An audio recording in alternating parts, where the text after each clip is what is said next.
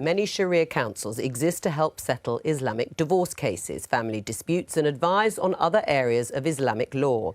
Defenders of the system say English law can work well in tandem with these Sharia councils, but there are concerns that they make up a parallel legal system which is not compatible with British values. Well, back in March, Home Secretary Theresa May used a speech on extremism to announce plans for a review of Sharia courts in England and Wales. Here's what she had to say. There are some areas where, like in the application of Sharia law, we know enough to know we have a problem, but we do not yet know the full extent of the problem. For example, there is evidence of women being divorced under Sharia law and left in penury. Wives who are forced to return to abusive relationships because Sharia councils say a husband has a right to chastise. And Sharia councils giving the testimony of a woman only half the weight of the testimony of a man. We will therefore commission an independent figure to complete an investigation into the application of Sharia law in England and Wales. Theresa May there. Well, we're joined now by Caroline Cox, a crossbench peer, who tomorrow introduces a bill designed to limit the influence of Sharia law in legal cases, and by the solicitor Anna Khan. Welcome to both of you. Caroline Cox, first of all, there's obviously a government review underway, so why do we need your bill?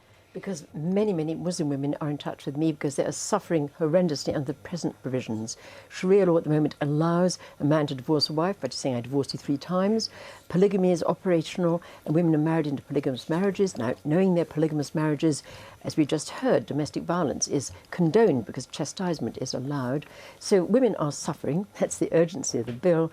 But also it is a threat to that fundamental principle of one law for all in the 800th anniversary of Magna Carta. Right. I mean, is Baroness Cox right to be alarmed? She is correct to be alarmed. I'm a specialist in Islamic family law and I face calls like this every day from the women. So I completely agree with you that there's cause for concern, but the way that she's gone about it perhaps may not be agreed upon. Why? Because having legislation which I feel is not, forgive me, well drafted, it's a mishmash rather than a clear-cut guidance. It seems to be trying to put the previous legislation right rather than alert us to the issues in a very clear way. Right. I don't quite understand why you're confused or you think it's a mishmash. I mean, how many Muslim women in the UK, for example, are getting married under Islamic rather than British law?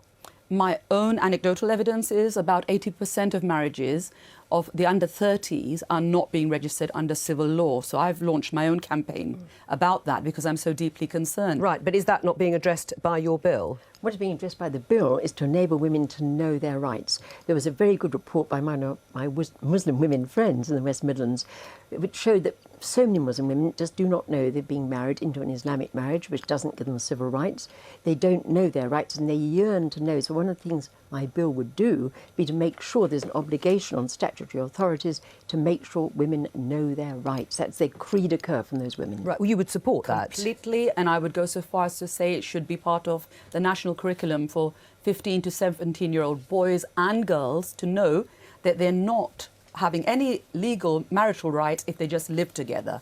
Because it's not just a Muslim issue. People seem to think they can just live together and acquire rights. Do you agree, though, that Sharia law, in principle, is a quasi-legal system which is fundamentally discriminatory against women? No, I do not agree with that because I use English law as an English lawyer to implement Sharia law solutions. Sometimes it's the only recourse a woman has when the English law judge cannot help her. An example would be the women who are not legally married. The English law judge cannot help them, and the Islamic law will give her a financial settlement, which the husband has to pay on divorce. But would that be discriminatory, that financial settlement? Well, how would it be discriminatory if it's the only thing that the woman has to set her up after a divorce?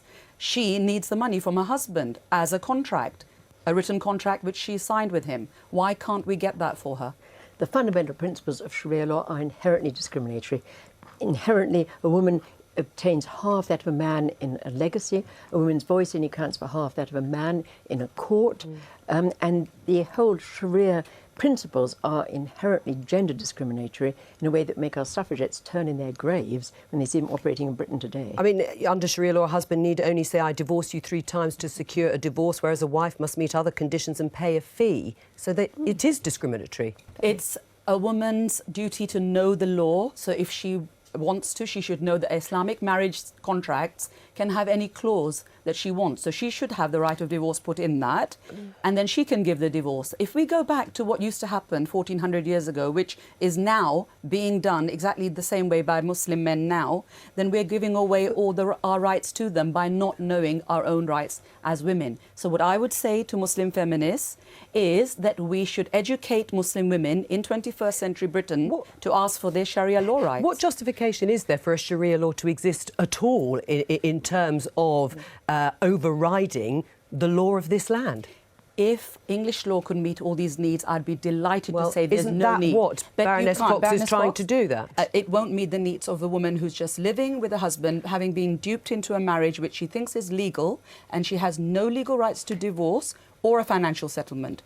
How would you help her? If you do away with Sharia councils, how will you help her? Let Caroline Cox answer, and then I'll come to you, Nigel. Well, first and foremost, the bill does respect religious freedom. If a devout Muslim accepts this discrimination in all kinds of ways, then she's entitled to do so. There's no coercion for devout Muslims or those of other faiths. It doesn't specify a faith tradition.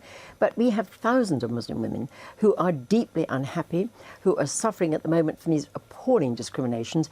One woman was given her divorce by the post. It came on a piece of paper to say, I divorced you. The Imam said you were divorced. She's left with no rights. She's left with no provisions. So it is not a good situation for countless Muslim women in the country today. You would support Caroline Cox's I'm a huge Caroline Cox supporter. I think she's been very brave. I think she's standing up and fighting for women's rights, and she's fighting for British values, and she's fighting for the idea that all of us that live in this country, regardless where we come from, regardless what our religions are, have to live under one legal system. And everything I hear is as if there is quite a large parallel society developing in this country, and that's really bad news. How would you stop it? How would you end this sort of parallel legal system? It exists not just, of course, in the Muslim community. It also exists. There are Jewish courts for ultra-Orthodox that exist, also on these sorts of civil disputes.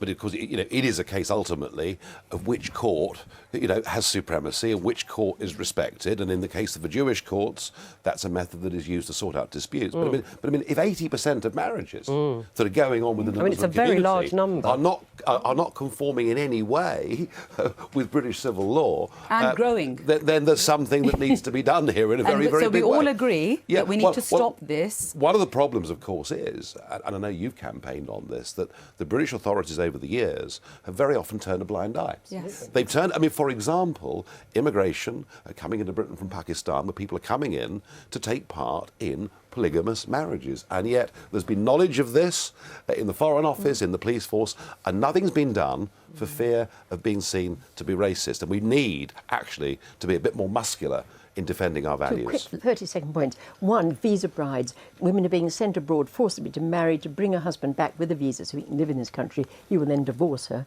And secondly, polygamy. Men in these communities, my Muslim women friends tell me, many of them are having up to 20 children each with polygamous arrangements. We don't allow bigamy. This is right against the law and the spirit of our country, but also demography is going to affect democracy. All right. So we all agree that we have to take firm action. Ladies, thank you. Thank you.